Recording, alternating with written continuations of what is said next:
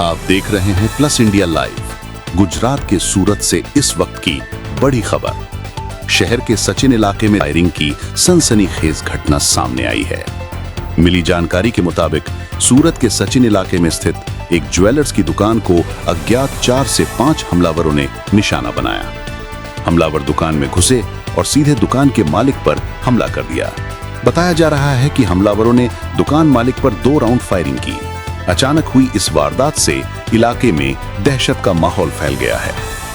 घटना को अंजाम देने के बाद सभी आरोपी मौके से फरार हो गए। पुलिस की टीमें तुरंत मौके पर पहुंची। साचिन पुलिस के साथ उच्च अधिकारी भी घटनास्थल पर मौजूद हैं। फिलहाल पुलिस ने इलाके की घेराबंदी कर दी है और सीसीटीवी फुटेज के आधार पर जांच शुरू कर दी गई है। शहर भर में नाकाबंदी कर आरोपियों की तलाश की जा रही है। फिलहाल ये साफ नहीं हो पाया है कि हमले की मंशा लूट थी या कोई पुरानी रंजिश। पुलिस हर एंगल से जांच कर रही है। सूरत जैसे शांत शहर में ऐसी घटनाएं अब सवाल खड़े कर रही हैं कि आखिर अपराधियों के हौसले इतने बुलंद क्यों होते जा रहे हैं। आज सचिन पोलीस स्टेशन विस्तार में स्टेशन बजार में एक श्रीनाथजी ज्वेलर्स करी शोरूम आवेलो छे। एमां रात्रिना 8:30 થી 9:45 વાગ્યાના અરસામાં એક 4 આરોપીઓ ફાયરઆર્મ સાથે લૂંટ કરવાના ઈરાદે આ જ્વેલરીના શોરૂમમાં આવેલા હતા અને એમણે ત્યાંથી લૂંટ કરેલી હતી અને ત્યાંથી જે જ્વેલરી શોરૂમમાં હાજર આશીષભાઈ મહેશભાઈ રાજપરા જે હાજર હતા એમણે પ્રતિકાર કર્યો। તો એમણે પ્રતિકાર કર્યો તો આરોપીઓ પૈકીના એક આરોપીએ જે વિક્ટિમ જે છે આશીષભાઈ મહેશભાઈ રાજપરા એમના ઉપર 2 રાઉન્ડ ફાયર કર્યા।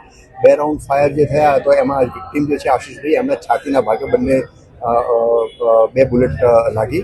તો એમને પ્રાથમિક સારવાર અર્થે અહીંયા સચિન લોકલ હોસ્પિટલમાં અને ત્યાંથી વધુ સારવાર અર્થે એપોલો હોસ્પિટલમાં રિફર કરવામાં આવેલા, ત્યાં એમના ડેથ જાહેર કરેલા છે। એના સિવાય આ ફાયરિંગમાં બીજા એક વ્યક્તિનું પણ ઇન્જર્ડ થયેલા છે। એમને એપોલો હોસ્પિટલમાં એમને સારવાર અર્થે રિફર કરવામાં આવેલા છે। એમનું નામ અત્યારે જાણવાનો પ્રયત્ન ચાલુ છે। આ જે 4 આરોપીઓ ફાયરઆર્મ સાથે લૂંટ કરવાના ઈરાદે આવેલા હતા એમાંથી એક આરોપી જે છે એ પબ્લિકે એમને ઝડપી પાડ્યો હતો અને પબ્લિકે એને માર પણ મારેલો હતો। એમાં એનું હેડ ઇન્જરી થયેલી હતી, માથાના ભાગે ખૂબ બ્લીડિંગ થયેલું હતું। તો એને યોગ્ય પોલીસ જાપ્તા હેઠળ સારવાર અર્થે નવી સિવિલ હોસ્પિટલમાં મોકલી આપવામાં આવેલ છે। આ જે ગુનાવાળી જગ્યાએ જે 3 રાઉન્ડ ફાયર પ્રાથમિક વિગતો અનુસંધાને જે મળી છે એ અનુસંધાને 3 રાઉન્ડ ફાયર થયેલા એવી હકીકત મળી આવેલી છે અને આ બાબતે 3 ખાલી કેસીસ પણ ગુનાવાળી જગ્યાએ મળી આવેલા છે।